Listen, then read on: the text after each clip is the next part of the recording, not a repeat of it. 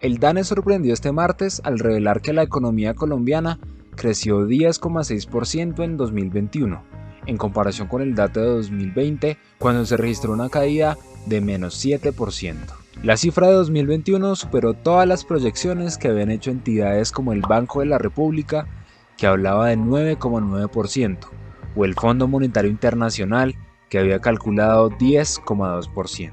En justicia, estas son buenas noticias, porque el dato revela la escala de una recuperación económica que avanza en relación con el freno casi total que experimentó el país en 2020, el peor año de la pandemia hasta el momento. Por renglones de la economía, la recuperación la están impulsando poderosamente el comercio y las industrias manufactureras. Esta también es una buena noticia, como anotan algunos analistas, porque estos sectores son intensivos en mano de obra por un lado, y por el otro, también concentran una porción importante de personas que están clasificadas como vulnerables desde el punto de vista de sus ingresos. El comercio, por ejemplo, es un sector en el que la informalidad tiene una gran incidencia. El comercio creció 21,2% en el año y fue el renglón de la economía que más contribuyó al valor agregado en 2021, que se ubicó en 10,3%. Por su parte, las industrias manufactureras crecieron 16,4%, con una contribución de 2% al valor agregado en el país. Además de estos dos claros ganadores, hay dos renglones que resaltar por sus buenos comportamientos. El primero es la construcción, que en 2020 tuvo la mayor contracción de toda la economía, con un abismal menos 26,8%. Para 2021, sin embargo, el sector mostró una expansión de 5,7%. De acuerdo con cifras de Camacol, gremio de la construcción, el año pasado se iniciaron obras nuevas equivalentes a 16,2 millones de metros cuadrados en todo el país, lo que implica un crecimiento de 48% frente al panorama de 2020. Por otra parte, las actividades artísticas tuvieron un rebote impresionante en 2021, cuando llegaron a crecer 33% en comparación con la contracción de menos 11,4% que registraron en 2020.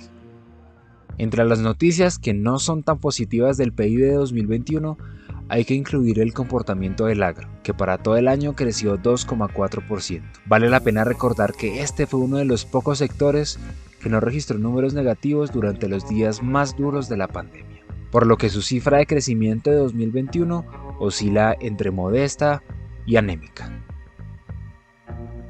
Ahora bien, de fondo, el comportamiento de estos sectores está profundamente vinculado al gasto de los hogares colombianos, que continúa siendo el gran motor de la economía. Para Camilo Herrera, fundador de la firma de análisis Radar, los hogares gastamos un 14,5% más que en el 2020, llegando a ser el 73,8% del total de la economía colombiana.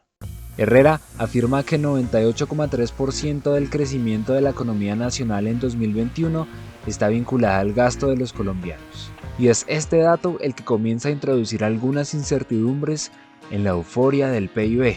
Una economía que se apoya fuertemente en el gasto de los hogares es particularmente sensible a fenómenos como la inflación, que para enero de este año se ubicó en 6,9%.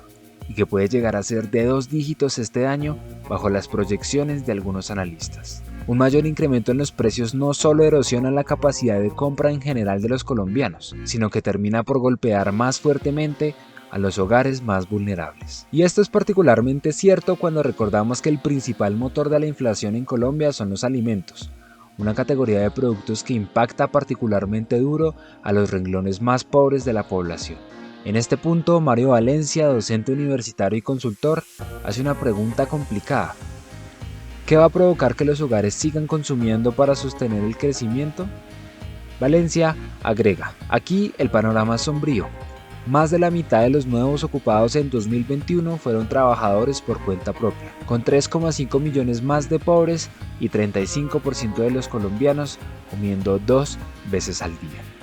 Ya para finalizar, el crecimiento es bueno, pero antes de las celebraciones hay que mirarlo en detalle para saber con exactitud qué significa para la economía en general y para los colombianos. Más allá de las cifras del PIB, hay otras series de indicadores que preocupan, pues están atados al bienestar de millones de personas. Entonces sí, hay buenas noticias, pero faltan muchas más.